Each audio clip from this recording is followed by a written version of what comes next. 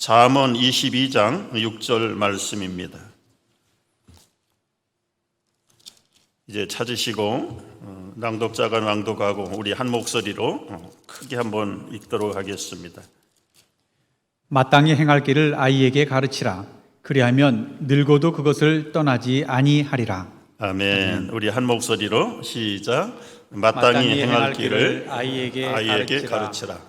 그리하면 늙어도 그것을 떠나지 아니하리라. 아멘. 우리 어린이 수일에 설교가 질문으로 시작을 하겠습니다. 여러분, 영재 천재는 태어나는 걸까요? 길러지는 것일까요? 이 두 가지 주장 학설들이 다 옳기 때문에 정답은 없는 것 같다는 것 결론입니다. 그런데 이제 태어난다는 주장으로는 아주 우리가 들으면 너무 신비할 정도의 이야기가 있어요. 1971년도 LA 어느 가정에서 일어난 사건입니다. 엄마 아빠가 리빙룸에서 이 얘기를 하고 있는데 갑자기 집안에서 피아노 연주 소리가 들리는 거예요. 식구래봐야 6살 된 아들밖에 없는데 그 아들은 피아노를 배운 적도 없어요. 그런데 가서 놀래서 보니까 피아노 앞에서 아주 익숙하게 피아노를 연주하고 있는 거예요. 그것도 패츠 왈러라는 미국의 재즈 싱거가 피아노를 아주 유명한데 그 사람의 곡을 자연스럽게, 이 아이가 태어나기 전에 22년 전에 죽은 피아니스트예요.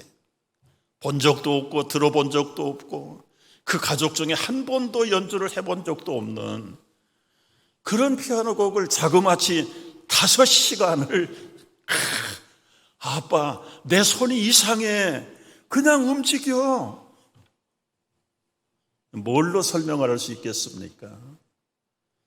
전문가들을 다 자문을 구하고 그 아버지가 연구 끝에 책을 하나 냈는데 피아니스트의 환생,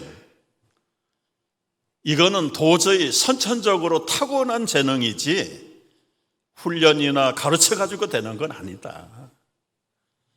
그래서 이 영재 천재는 타고난다. 거기에 아주 그냥 확고한 케이스 스터디가 그 사건이 대표적입니다.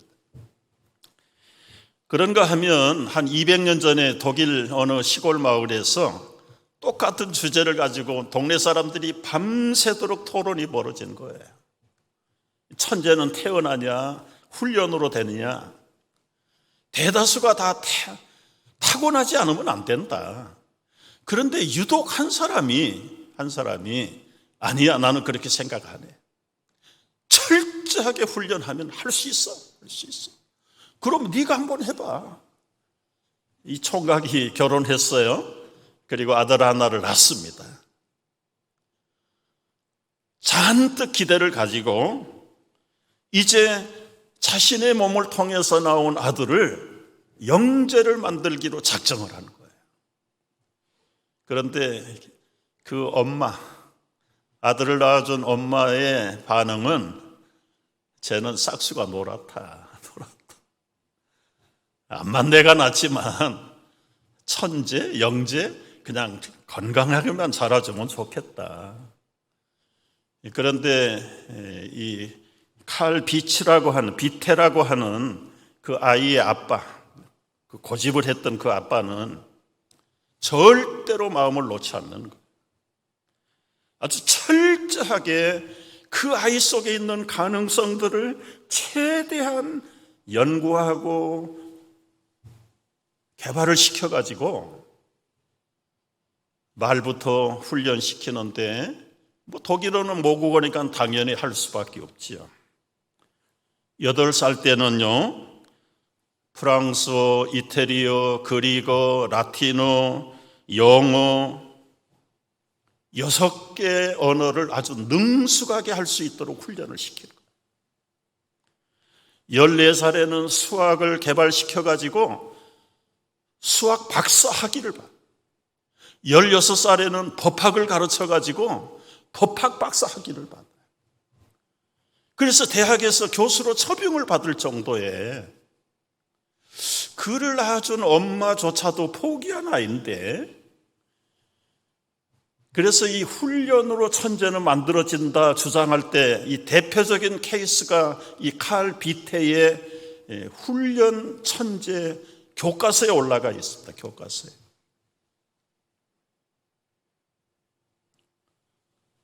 여러분 자녀들은 어느 쪽에 속하십니까?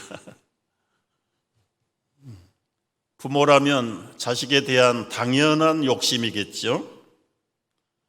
머리가 영리하고 공부면 공부, 예체능이면 예체능, 어디를 가든 엄마 나 1등 먹었어. 그런 아들 딸들이 있다면 얼마나 좋을까요? 얼마나 좋을까요? 제가 설교 준비하면서 세상 떠난 우리 부모에게 해결을 많이 했습니다. 얼마나 기대가 컸겠어요. 장남으로 난 아들이 한 번도 엄마 아빠 콧대를 한번 세워본 적이 없어요. 성적표 제대로 보여준 적 없고요. 아버지 도장 몰래 훔쳐다가 찍어가지고 학교 갖다 주고. 어른이 돼서 생각을 해보니까 이야, 우리 엄마 아빠 얼마나 섭섭했을까. 그래도 불행 중에 다행으로 아우들이 내려가면서부터 1등 특등을 해가지고 맏아들이 채워주지 못한 우리 부모들의 프라우드를 한번 세워준 적이 많이. 우리 자녀들이라면 다 어디를 가든지 탑을 하고 그저 상을 받고 자랑거리가 된다면 부모들이 얼마나 좋을까요? 그런데 여러분의 자녀가 영재나 천재가 되지 않는 것에 감사하셔야 돼요. 이 교육의학자들 연구를 보면은요, 이 천재 영재들은 하나같이 신경계통의 비정상화를 앓고 있는 분들이다. 여러분, 노벨 문학상을 받은 어네스트 해밍웨이, 천재 문학가입니다. 현대 미술을 했던 웬디 워홀, 그 유명한 핸델, 그리고 유명한 음악가 프로이드 구스타프, 말러, 모차르트, 베토벤, 빈센트 고호, 다 천재 예술가들이에요. 그런데 그들은 우리가 볼 때는 지극히 비정상입니다. 대부분이 일생 동안 불행하고 우울하고 정신질환으로 앓고 있고, 심지어는 자기 귀를 잘라버리고 어떤 사람은 머리에다가 총을 쏴서 자기 생명을 끊어버린 천재들도 있고요.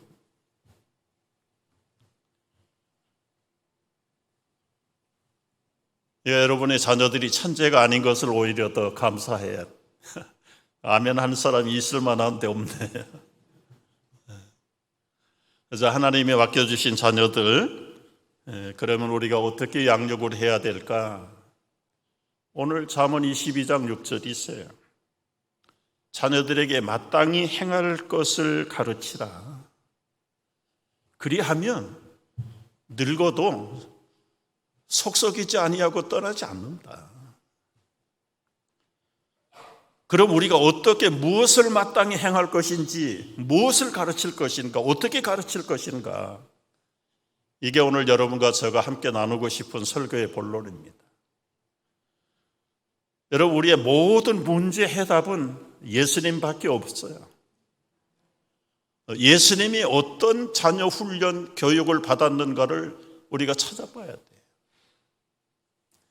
모세도 귀하고 바울도 귀하고 성경에 나오는 인물들이 귀하지만, 그러나 모든 인물의 완성자는 예수 그리스도니까 예수 그리스도가 어떻게 마땅히 행할 길을 가르침 받았고 어떻게 살으셨는가에 대해서 우리가 성경을 찾아보면서 말씀.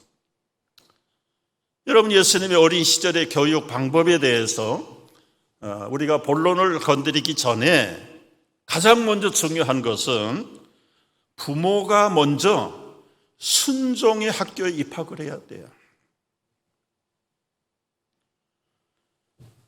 예수님의 육신의 부모는 마리아와 요셉입니다. 저들이 예수의 부모가 되기 전에 처녀 마리아였을 때 이미 마리아가 어떤 마음밭을 준비하고 있었는가를 봐야 돼요. 아무리 좋은 씨앗을 밭에 뿌려도 그 밭이 좋지 못하면 그 씨앗이 별로 효과가 없습니다. 거룩한 메시아의 씨앗을 처녀 마리아에게 심기 전에 마리아는 어떤 사람이었는가? 가브리엘이 나타나서 네가 잉태하여 아기를 낳겠다, 아들을 낳겠다, 느닷없이 선포했어요. 그때 마리아의 반응을 여러분 기억하시죠? 내가 사내를 알지 못하는데 어떻게 그런 일이 있을 수 있겠습니까? 한마디로 노야, 노. 의도를 모르니까 순종을 못한 거지요. 어떻게 이런 일이 일어날 수 있습니까? 아니요. 그때 천사가 누가복음 1장 35절에서 이렇게 말씀을 하세요. 성령이 내게 임하시고 지극히 높으신 이의 능력이 너를 덮으시리니 대저 하나님의 모든 말씀은 능치 못함이 없다. 여기에 대한 엄마가 되기 전에 처녀 마리아의 반응을 보십시오. 1장 35절이에요. 조금 전에는 노 했는데 마리아가 이르되 주의 여종이오니 말씀대로 내게 이루어지이다. 여러분이 말씀대로 이 처녀가 임신모가 되기를 원합니다. 그 말 속에는 여러분 율법으로는 돌로 쳐 죽여야 됩니다. 처녀가 아기를 가지면 돌로 쳐 죽여야 돼요. 자기 결혼을 약속한 남편 요셉으로부터 버림받아야 됩니다. 그걸 각오하고 돌에 맞아 죽을지라도 요셉에게 버림을 받을지라도 하나님의 말씀이 그렇다면 나는 그대로 되기를 원합니다. 이 100% 순종입니다. 100%. 마리아가 엄마가 되기 전에 벌써 자신이 철저하게 하나님의 말씀 앞에 뜻 앞에 순종하는 마음의 밭을 준비했어요.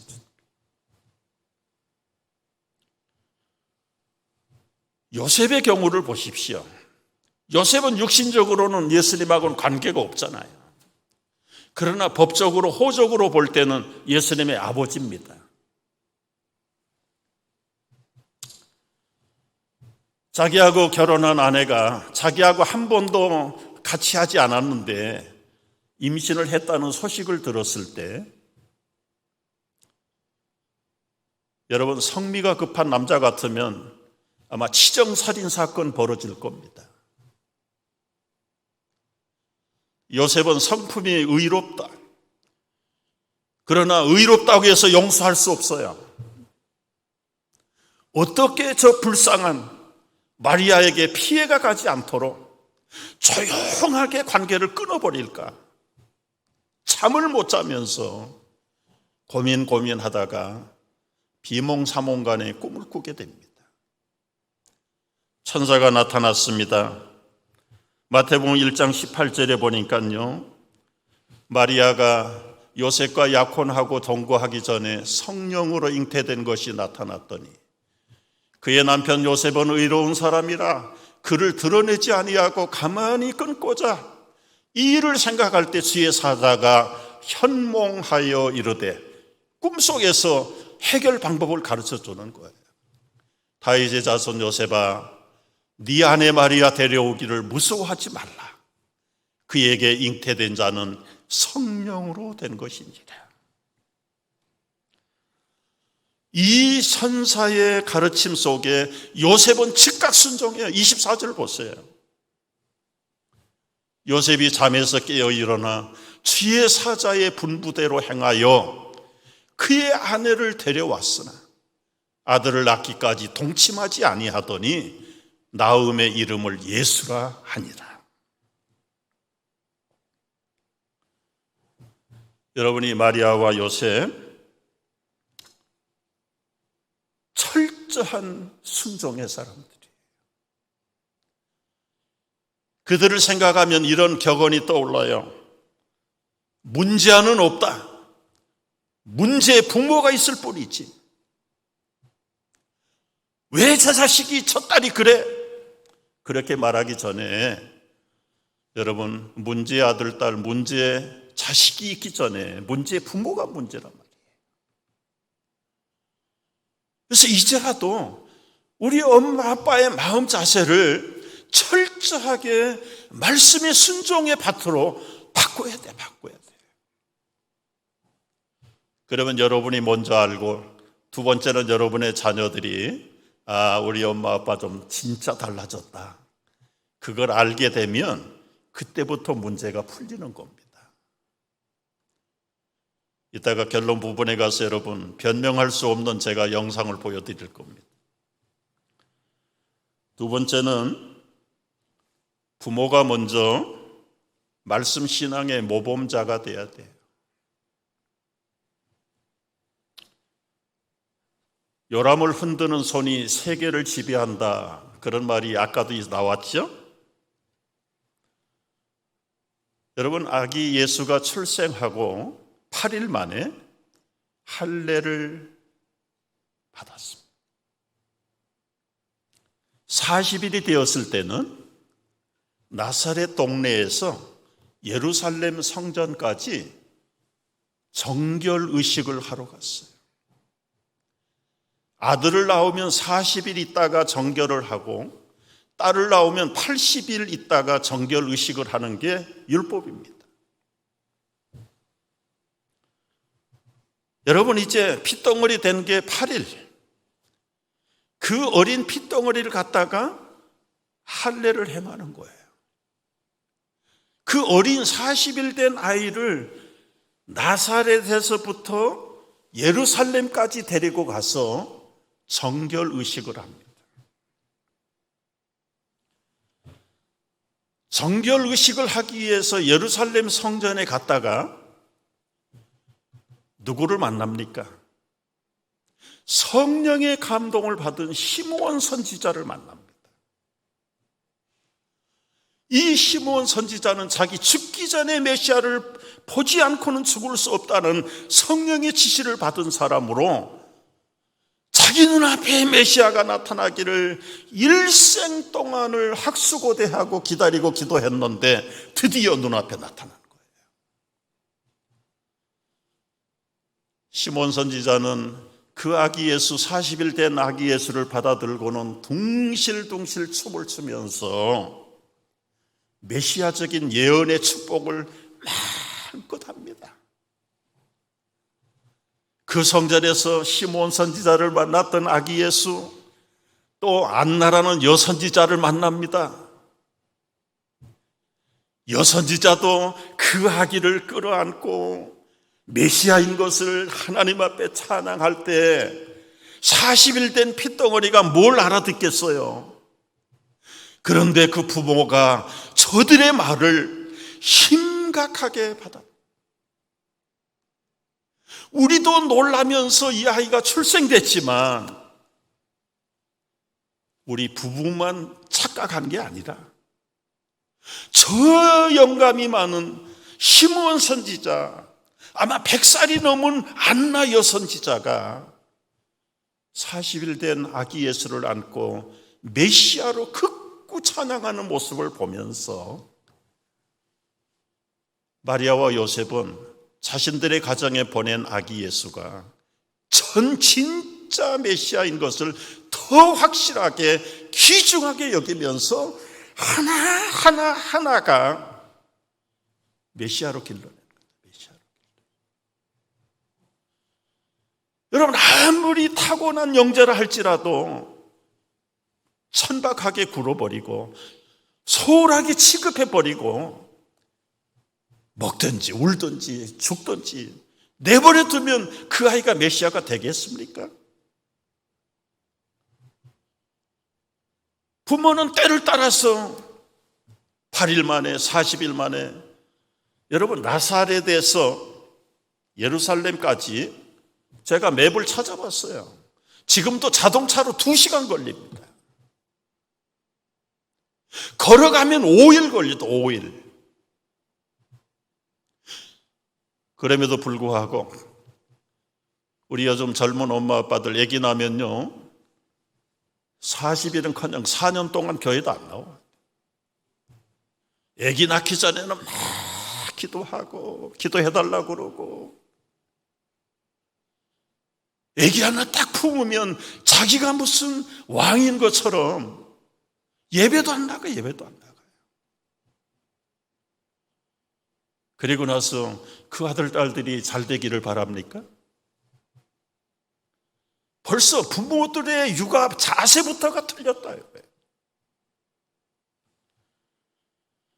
이렇게 많은 사람들의 축복과 부모들의 때를 따라서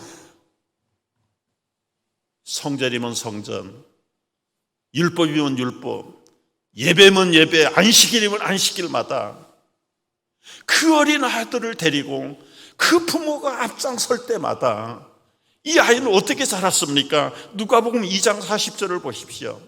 다 같이, 아기가 자라며 강하여지고 지혜가 충만하며 하나님의 은혜가 그 위에 있더라.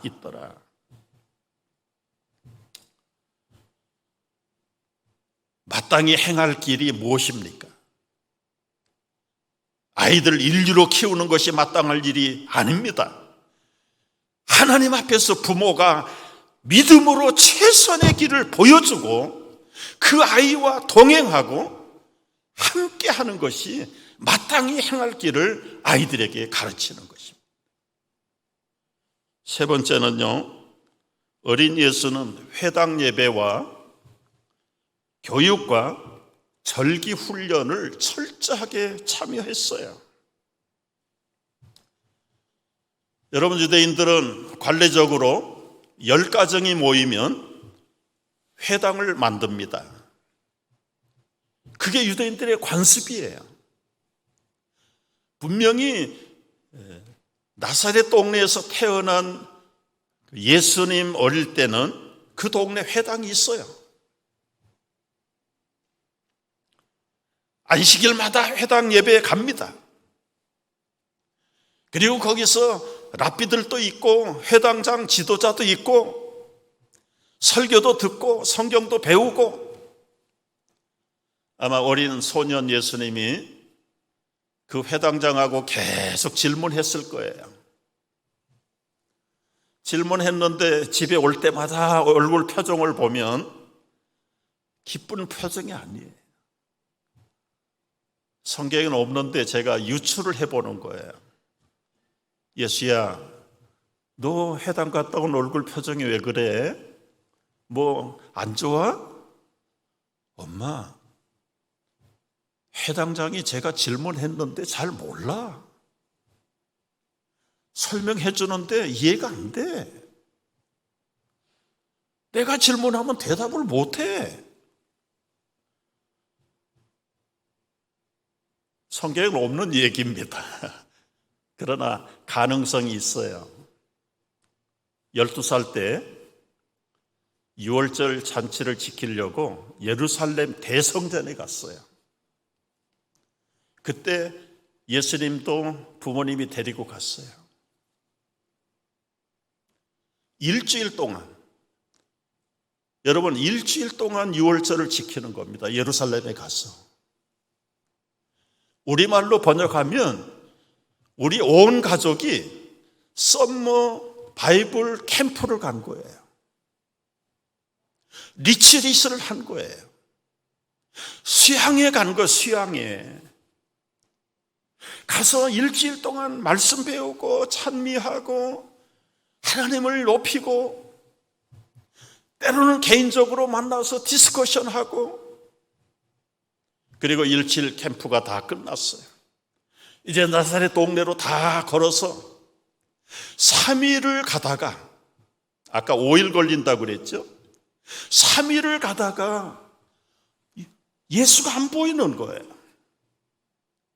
주로 이제 어른들은 어른들하고 아이들은 아이들끼리 해가지고 고향으로 돌아가는데, 아이들 틈에 있겠지 하고 생각만 하고는 챙기지 않았는데 3일째 챙겨보니까 어린 예수가 없는 거예요.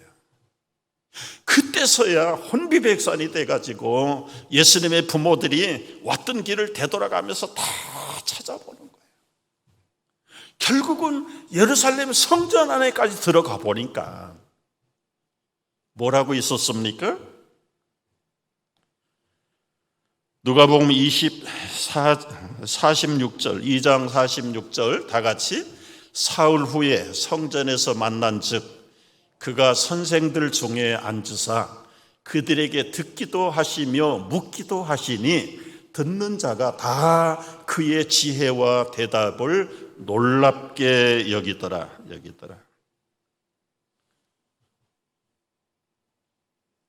자기 동네 회당에서 채워지지 못하는 이 신앙적인 결핍, 중앙 대성전에 있는 대제사장들이나 유명한 랍비들하고 그 어린 12살의 소년 예수님이 1대1로 문답을 하는데도 그 어른들이 놀랄 정도.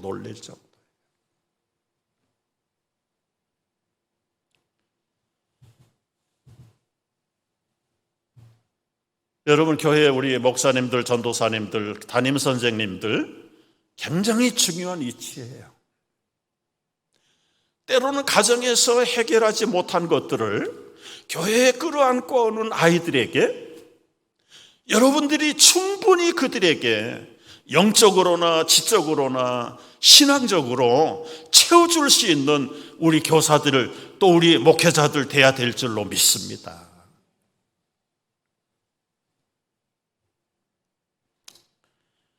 그러나 더 중요한 것은 24시간 함께 한 집에서 살아가는 부모들이야말로 교회 목회자들보다 더 중요한 위치에 있다는 걸 알아야 돼요. 여러분, 모를 것 같지만 어린아이들이 우리 부모들의 속마음까지 꿰뚫러 보고 있는데, 말은 그렇게 하는데 삶이 따라가 주지 않는 부모들의 신앙을 보면서, 그 위선을 보면서 자녀들이 무엇을 배울까요?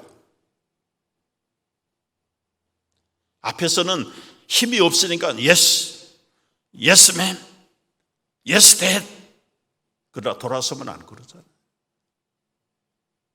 부모 품을 떠나고 칼리지 가면 끝나잖아요. 왜 앞뒤가 맞지 않는 그런 일들을 우리 가정에서 지금까지 무엇을 믿고 해오고 있는지, 이게 지금 우리가 개탄해야 될, 그리고는 즉시 바꿔야 될 중요한 포인트예요.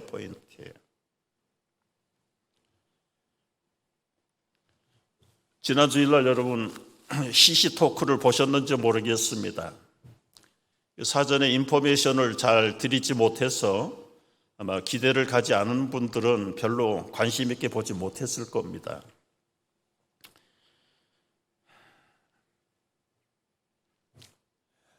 이번에 두 번째 인터뷰를 했던 그 닥터 리처드는요, 플러싱 병원에서 출생했다고 그러더라고요. 우리 이민 가정에 이민 왔죠. 그래서 그 부모가 플러싱에서 만들어서 난 아들이에요. 뉴욕 장로교회 장로님 아들입니다. 아버지는 번번이 사업에 여러 번 실패를 하고 재정적으로 빚만 잔뜩 짊어졌어요. 심지어 아들이 스타이븐슨을 졸업했는데도 돈이 없어서 대학을 못 가는 거예요. 그래서 맨하탄에 가서 사업을 해. 여러분, 스타이븐슨 같으면 우리말로 옛날 경기고등학교 출신입니다.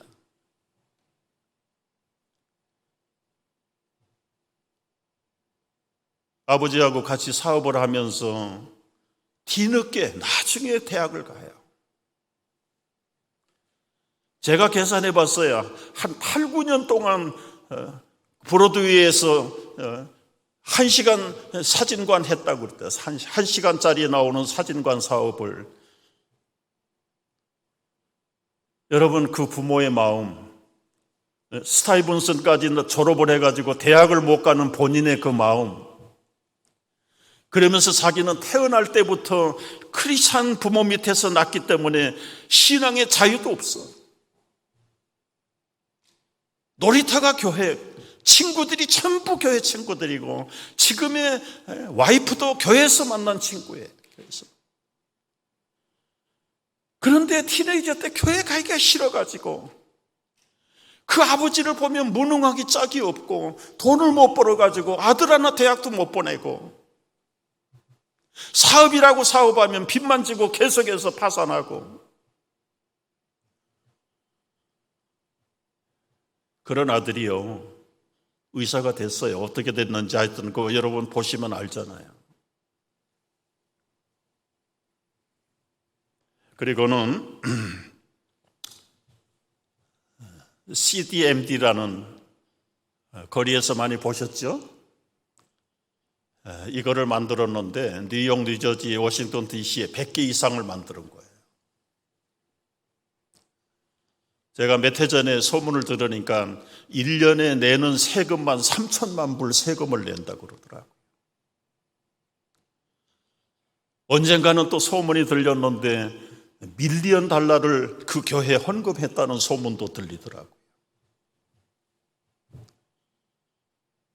이번에 인터뷰하는 걸 제가 검색해서 좀 여러 가지로 찾아봤어요. 이 사설 응급 프라이빗 클리닉을 6억 불에 매각했습니다. 6억 불. 놀랄 일이 아닐까요? 그리고는 지금 새로운 비전을 가지고 새 꿈을 꾸면서 그 일을 하고 있더라고요. 어떻게 교회가 싫어했던 그 아이인데 그 아들이 성장해서 오늘 주님을 위해서 남은 생애를 철저하게 헌신하고 살아가는가? 아버지에게 받은 교훈, 영상을 잠깐 보도록 하겠습니다.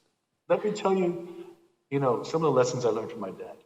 Right. And as a parent today, I'm not nearly the parent my dad is. But so at one point we had a restaurant. He had a lot of financial challenges. He was doing very well, and when I was in my 7th, 8th grade, our business went bankrupt, and he opened up a restaurant. And first time opening a restaurant is miserable, and we didn't know what we were getting into. So we're working at the restaurant, and it's not doing well. We closed about 2 years later. But it was miserable, and you're working so hard, and you're not able to pay rent. It was on 37th Street, 8th and 9th Avenue. It's Nice. called Appetizer 37. Nice. So, and I said, Dad, I understand we're not opening Sundays. Okay, I get it. We're not opening Sundays, but we have to sell beer. We have to sell alcohol. Even as a little kid, like we can't pay rent. We have to sell alcohol because everyone's asking for alcohol. And he said, he was thinking about it, and he said, no. Oh. No. Because as a parent, I have to imagine he was thinking, if I sell alcohol, and let's say we do better, and you can pay rent, and we survive, and we get to go to college, all those years later, I'll lose my son. Nice. Compromise. I will come, and my son will know. He might eat. I may pay rent, but I will not be able to teach my child that God is more important than money. Wow. You can't trust God. So, lesson number 1, and I was so angry at the church. I was so angry, like, okay. Second lesson. I remember I didn't want to go to church. So when you take the high school exam, I went to Stuyve. Right. It was given on a Saturday or Sunday. One day, you could pick one day to take the exam. Yes. And because I wanted to miss one Sunday, just one Sunday, I want a day off, right? So I picked Sunday to take the exam, I see. right? And so at that time, for my dad and us, Stuyvesant was a big deal. Like, you had to go to, I never went to Harvard, but you had to go to Stuyvesant, you had to take the exam. And I told Dad, I couldn't help it. I was given no choice. The exam's on Sunday. And he said to me, you're not going to Stuyvesant. Oh, You're just not taking the exam. wow. He was. So he was serious. And maybe, like, I could say it was legalistic and all that, but no, I think in retrospect. So to this day, like, I've taken one Sunday off for vacation, like kind of overnight with my kids. And I know it's silly, it's irrational, but I can't do that. Me and my wife, we said we will never take a vacation over Sunday again. It's irrational, but it comes from my experience with my dad and those lessons when I was, I don't know, more than 30 years ago. Right. To this day, linger with me. Yeah, I think that's what culture is. That's what it lasts to your grandkids, Amazing. great-grandchildren that he'll never even see. It's gonna come down and they're gonna feel the effects of that. 나머지는 여러분 집에 가서 자녀들하고 같이 다시 한번 보십시오. 타협 없는 부모, 돈 몇 푼 벌겠다고 신앙 양심을 속이고 주일날 스타이븐슨 못 가면 못 갔지 가서 시험 칠 수 없다. 너 스타이븐슨 가지 마.